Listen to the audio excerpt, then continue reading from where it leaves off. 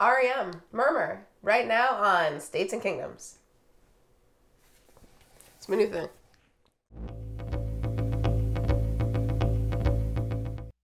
Welcome back to States and Kingdoms. Today we're talking about R.E.M's first album, Murmur. There was a request to do Chronic Town.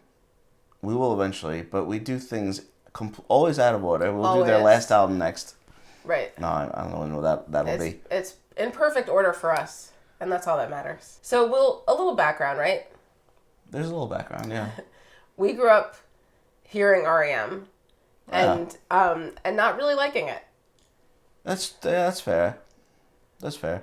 There were a few very, very big hits that were always on the radio, always on MTV, also on VH1. Yes. They were very mainstream. Right. Omnipresent. Thank you.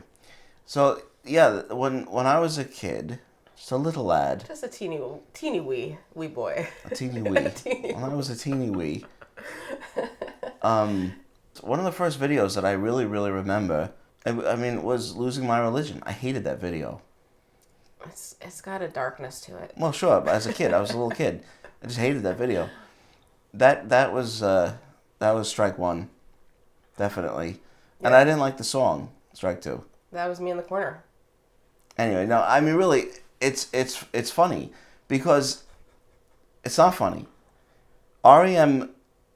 was inescapable. Yeah. At the time. They're a huge band. Not just that. I don't hear people talking about them that much. But they were enormous. R.E.M. Hey, R.E.M. R.E.M. Hey, R.E.M. Yeah. See? We talk about them.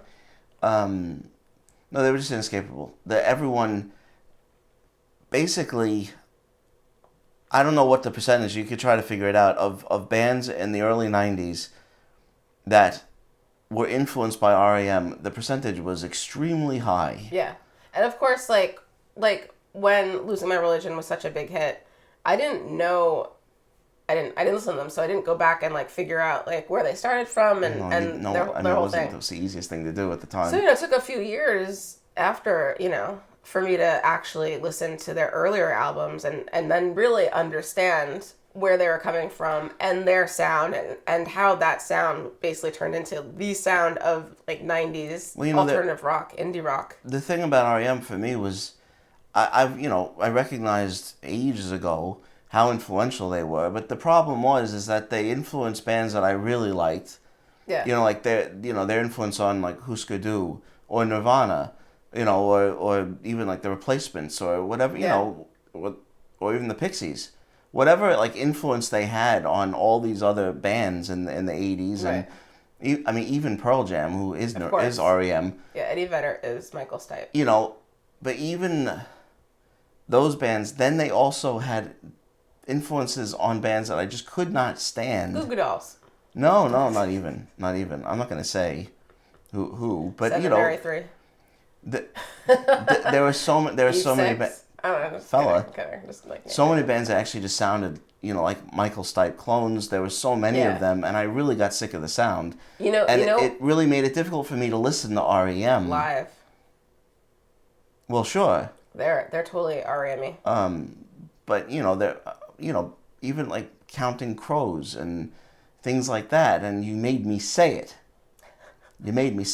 But even Dave Matthews has a very strong Michael Stipeness to him, and I like Dave Matthews Band. Yeah, and the same shape head. Yeah, which is important. It's important. You gotta have the same shape head. Oh my god, that was so weird. Gee, it's like we're related or something. What the hell? Anyway, that was funny. So their influence though is insane. Yeah. This album in '83, which sounds like very little else from around that time. Yeah. Of course, people call it timeless. It is. Yeah. No, this album is really, really impressive. Really good. It's definitely it's R.E.M's sound. This album is just you hear their style and you know that what they're gonna do later. Pretty much, yeah.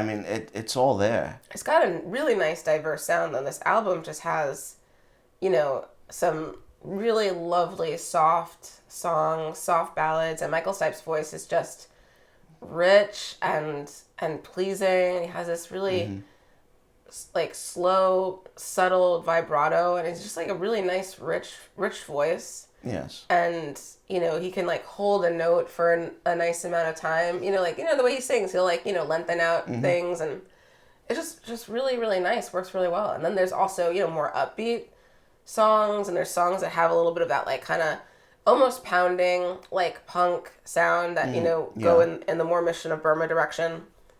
Well, I always thought I'm saying it's varied. That's what I'm saying. Fantastic. Varied. I always thought Radio Free Europe was sort of like the cousin of Academy Fight Song. I mean, a song that they did do.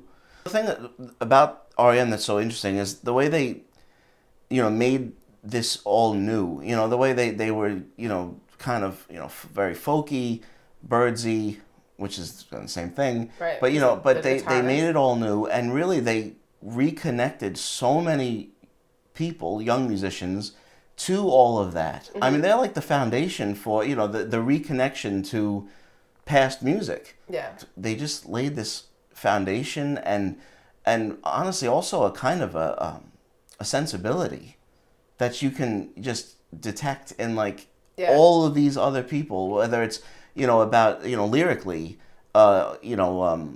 the topics, the how much emotion to show, how honest to be, all the way Michael Stipe is. I mean, it's just reverberated through American music, absolutely. But I think it across the pond. Yeah, I think it had an impact on some. Well, it's so interesting to really think about because like what else sounded like. Well, I mean, I just said the things I thought sounded similar, but nothing really. And I mean, this really is like the blueprint for the rest of what would happen. 80s and 90s, especially. And because I mean, if you look at, I was just trying to think before, of other bands that were very popular, like where rock music was heading, like around this time. I mean, you've got like the Police, and like so many bands are either going toward like a hard rock style, or they're going toward a synthy style. Yeah, like a pop synthy like rock mix, and then this just like comes out, and it's way back to basics, and it back to folk roots. Right. It feels simpler and earthy. It's like laid bare. It's not even that. Yeah, it's not Not even that. Simple, It's not. as It's in, not. like, I know. Yeah. It's not. Just to emphasize that it's not that it's simple, which is why it's so kind of stunning. Yeah. It's so perfectly crafted. All of it. It's it feels like found music, and yet it's perfectly crafted and with something new. Yeah. And something old, something blue. It's really something. And this album is just... I'm talking. I mean, this album, of course, this particular album, but R.E.M. in general, like their first few years are really, really, really interesting. They are, and I still have issues with them past a certain time. There's still songs I really Shiny Happy People. I'm not a fan Orange of. Crush? No, that's awesome. Oh, I do like Orange Crush. No, that's an awesome song. It's the End of the World. I heard them too much. I can't. Moon. Not really. That one's Everybody Hurts. That. Sometimes. Yeah. It's just them past a certain point. Oh, when Michael Stipe started wearing long sleeves, like the really long sleeves. That's when I had. That's when I was like, no. He had to. The shape of your head can't save you anymore. Man, how they try. But early R.E.M. I have really sort of grown to love, and there's no denying their influence, and there never was any denying that. No, I never denied it. But I mean, also like Peter Buck and the 12-string sound, and it's his really playing good. is, listening to him play here and on other things, I would say that even though he had such an influence, no one really quite nailed it. Mm-hmm. I mean, I'm not gonna say, I'll say no one, but someone could be like, no, I think this person did, maybe, right. Maybe.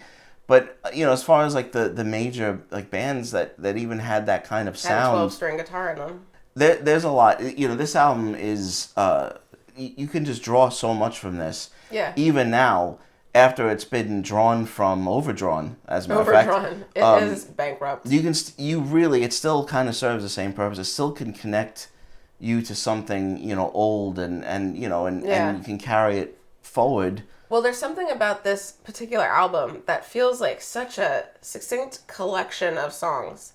Like there's really, there aren't great diversities within the songs, but within a certain set of limitations, there are quite a lot of variation. Do you know what I mean? Like the sound is the same there, but they do a lot of stuff within this framework, and every song is like really good. Yeah. And like, really distinct, like distinct melodies, distinct, timing, and it never becomes repetitive or boring. And this just feels like such a nice collection.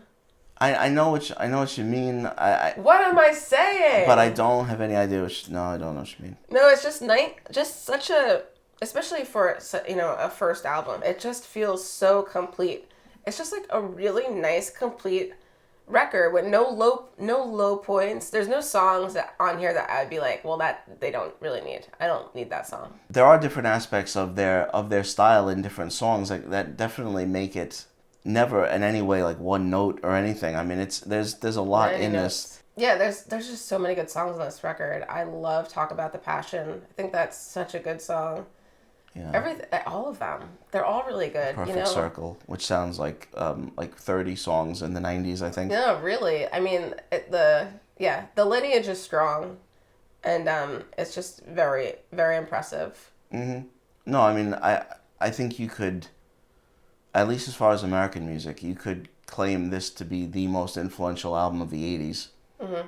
I mean, And the sound, for it to really hit the mainstream, it took a little while. It took 10 years, which is also something interesting to ponder and discuss, like we're doing. Well, I was going to put this at the end. The Pixies often get credit for doing all that, and I love the Pixies, mm-hmm. and they are absolutely awesome, and they had a hand in all of that. Yeah. But I think R.E.M. is really they're the ones that laid the foundation for everything. So all those bands without R.E.M. would not have sounded the same. Thank you so much for watching our discussion of R.E.M.'s Murmur. Please make sure to let us know in the comments what you think of this album, and please like this video and subscribe to States and Kingdoms. We have more videos coming out every Monday, Wednesday, and Friday. We'll see you next time.